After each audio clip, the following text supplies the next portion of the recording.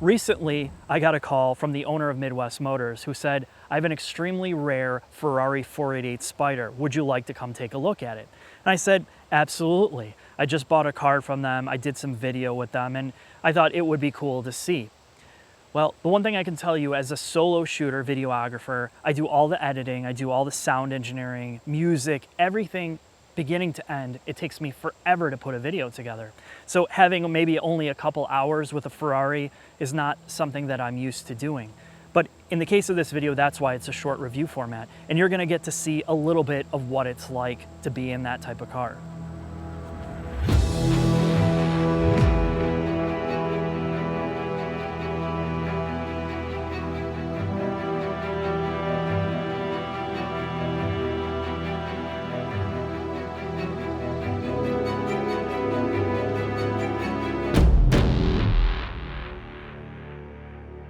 Now, if you've seen a 458 recently and then you take a look at this, my God, does this look better.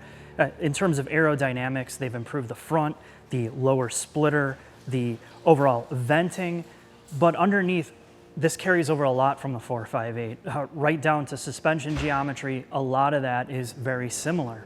Overall, the exterior is just all about purpose and airflow, from the carbon ceramic brakes to the vent work in the back, including the engine cover. It's all to dissipate heat. It's all for aerodynamics to give this car the downforce it needs when obviously you're at double-digit speeds like you would be for the most part all the time.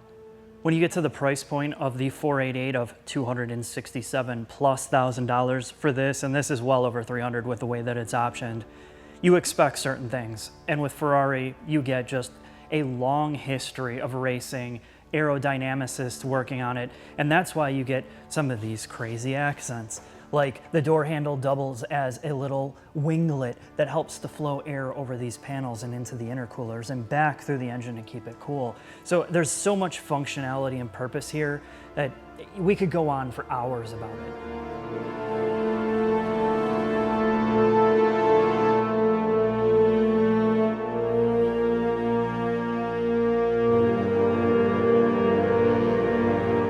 I'm in the shop, and Turbowski's out of town, go figure, because I have a gem here for him, a Ferrari 488 Spider. But he decided he's gonna go to a car show in northern Alaska with his PT Cruiser convertible as usual. So what we have here is a whole lot of nothing underneath. Everything's covered up. In fact, I would need a Ferrari engineer probably to tell me what all these little details do. But for the most part, surprisingly, when you look at this doesn't look like some esoteric car. You have plastic panels, composite panels. You have cast aluminum pieces, forged aluminum pieces that you would see on a car, sub $100,000. It just doesn't look all that fancy. I'm actually surprised by that. You have carbon ceramic brakes. You have electronically controlled and variable adjusting dampers, in-wheel double wishbone suspension on the front, and then of course these little rubber air director flaps to help move, obviously, air from underneath the car. You have air inlets to move air over the coolers.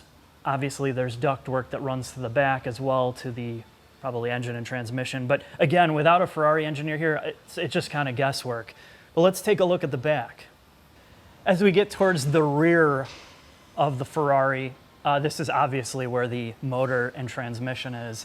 But Todd and Brian, the mechanics here, they're a little shy today because they're so stressed at looking at this high-performance machine. They're a little jealous that Scott's with his PT Cruiser right now. But they gave me a quart of this Pennzoil oil, and you know that it's special because it's got a Ferrari stamp on here. So this increases the value about 6,000%. But like Todd told me, you could go to Walmart and buy the same shit and do this on your own. And so what he showed me back here, much like the 458, most of the time that it takes to service this, at least doing oil changes, is like every other modern car, you gotta drop these aero panels. It's 20 some odd bolts to drop it down. And then like the 458, there's about 7 or 8 drain plugs to drain all the oil out. You drain the sump first, and then you go and get all the other little channels of oil out to be able to service this. So that's what takes the most time. Now, looking at this, I could say most normal people could do it on their own, aside from the jack points, because of course Ferrari's decided that they use a special mount or a screw-in type jack, so you can't just use a regular jack because you can't drop the panel down enough. So that's one thing to note about the back, and that's really all you can see. So here's the interesting part about maintenance. If you buy a car like this new, you have the option to get a 7-year maintenance plan, which is going to cost you a pretty penny. If you don't do the 7-year maintenance plan, which covers, you know, all your service aside from brakes, you're stuck with 2 years. Now, most people that are going to buy this are probably not going to keep it that long, but if you're going to buy this used, that's definitely one thing to look at. You want to make sure that there's a 7-year maintenance plan done on it, and also that the previous owner had all that stuff done by Ferrari or had it done by a shop and then certified by Ferrari. Because if you miss a service on here, and there's a timer on this car, if you miss a service and you have that 7-year plan or 2-year plan, what happens is you bring it into the shop for your service, you miss it, the plan is canceled. You have to pay to reactivate it and do a whole bunch of paperwork in regards to that. So you want to keep up on this. You don't want to be lazy and tour the jungles of South America or whatever the hell you're going to do, or go to Alaska like Scott. When we get under the trunk, the boot, whatever the hell you want to call it, you have this massive V8. Now, what Ferrari's decided to do from the 458 is give it twin turbos. And for the first time, this twin turbo almost has the exact same throttle response as the naturally aspirated version of this motor from the 458. And that's partly why it's so enjoyable to drive, not only on the street and on the track. There's no sense of turbo lag. There's no sense of the things that you usually get with turbocharged cars. Now, if you're somebody like me and most people that enjoy driving, especially on track cars, we like higher revving, naturally aspirated motors. You have less problems with heat, all the things that you associate with turbocharged cars. Well, they've spent an enormous amount of time trying to eliminate problems with heat, lag, throttle response, overall sound. This is almost the same, if not better, than the 458's engine note. And somehow they've put all that together, and that's mostly what you're paying for here is the engine and trans. That's what's the most magical about this Ferrari, well, aside from the looks, if this is your bag.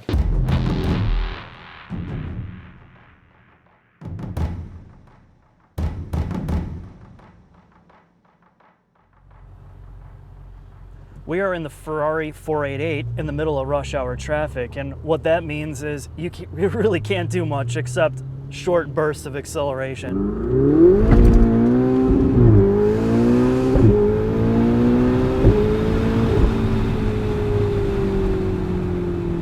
I have no idea what you would do with this car on the street. I'd like to actually know and meet some owners of it to see what their lifestyle is, because it's just so fast, even compared to the 458. The 458 was fast in a different way, but because you have the boost, because you have the additional horsepower here, it's just incredible how quickly this car picks up and how fast it's all over if you want to keep your license.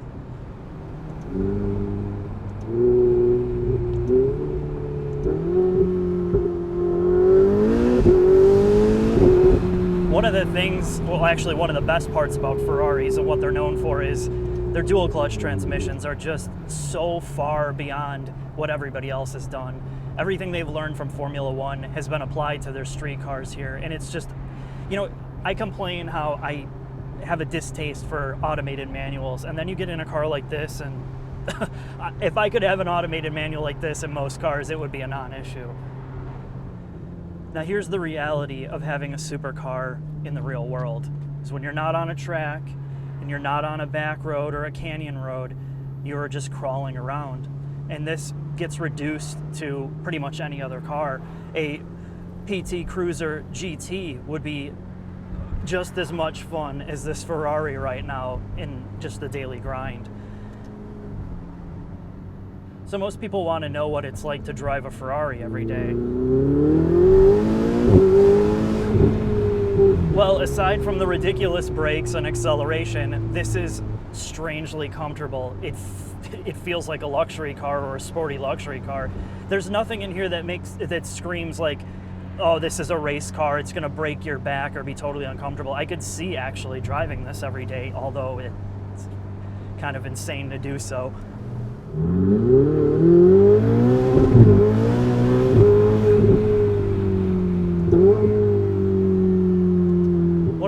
things Ferrari talks about with this car is their stability control system, the way that it can adapt to various different modes.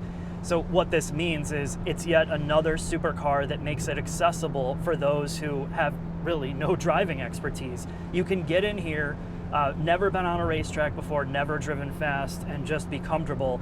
And of course, there's about 20 different settings in here to adjust. Now, all the way down to, you have directly on the steering wheel, you have wet, sport, race, and then of course everything off, which would be absolutely dangerous in this car to go every driver's aid off. You would have to be on a very wide open area, probably a track, to even exploit some of that.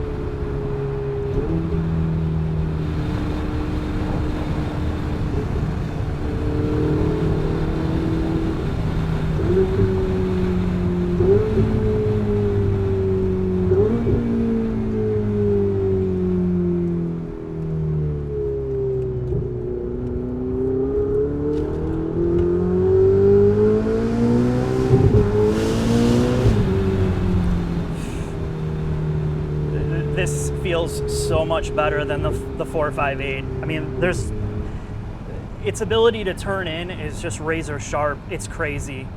I spent a day probably with the 458 and I tracked it. Of course, I haven't tracked this car, but I can immediately tell with its road manners, and the suspension and the overall damping feel very similar, but it's just its eagerness to turn in and that low end power that's there compared to the 458. You had to wind the piss out of the 458 all the time, which is of course amazing. But with this car, it's just instant on as soon as you're on the throttle.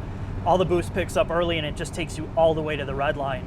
The only thing I could really complain about is I wish this thing wound up even higher. It seems like the fuel cutoff comes on pretty quick. Well, that's because you're you're going balls to the wall, of course.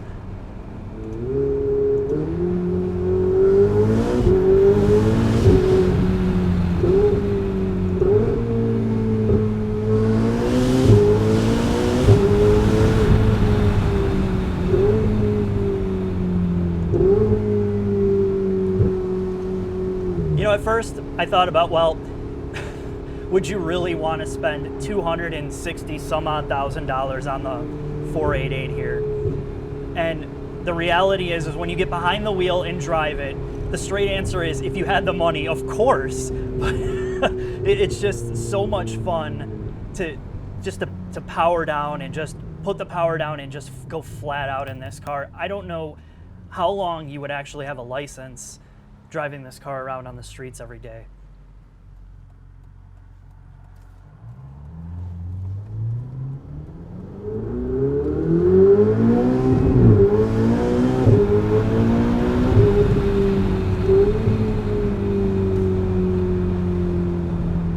We talk about being realistic about cars quite often, and this is yet another car that you just wonder, well, you'll never reach its potential on the street and likely on the track. There's so much downforce, there's so much aero designed into it, so much overall grip that it's just kind of lost. And I think that's one of the things that you forget about driving, slower cars. And we talk about the MD Miata all the time, where you could just drive it on the street, go flat out 100% of the time and have a ton of fun, whereas this car, you're really limited to maybe 10% of its capability. There's so much restraint required to driving this on a public road that I think that's one of the things that kills the fun for me.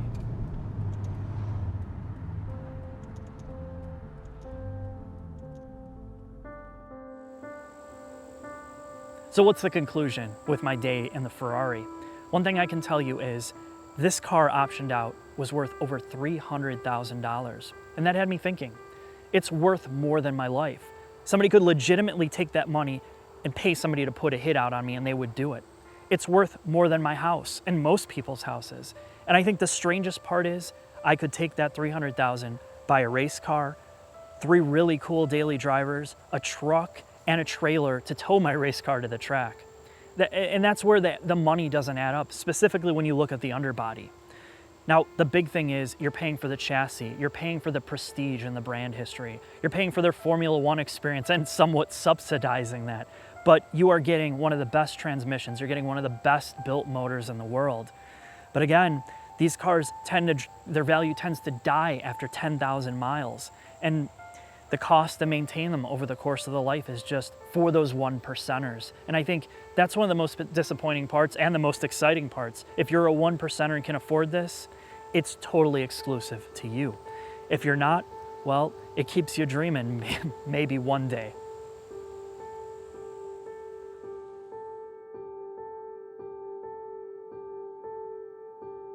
So the funny thing about this Ferrari 488 is the mechanics that work here think it's kind of a joke. Their favorite car is the Chrysler LeBaron convertible. So to them, this is just, this is an everyday car.